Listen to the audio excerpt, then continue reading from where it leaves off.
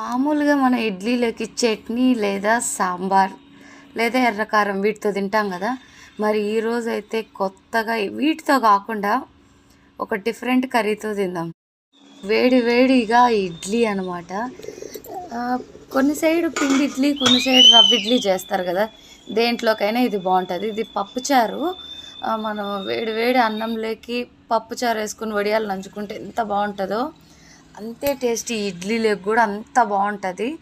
So idli కూడా ready అయిపోయింది. మనం వేడిగా ఉన్నప్పుడు తీసామనుకోండి ఆ ఇడ్లీని, సో ఇలా వస్తుంది దగ్గరికి. బాగా ఒక 2 నిమిషాలు పక్కన పెట్టేసి కొంచెం చల్లారినాక తీస్తే చాలా బాగా వస్తుంది. ఈ వేడి ఇడ్లీ మీద కొంచెం నెయ్యి అండ్ పప్పుచారు వేసుకొని తింటే నిజంగా చాలా చాలా బాగుంటుంది.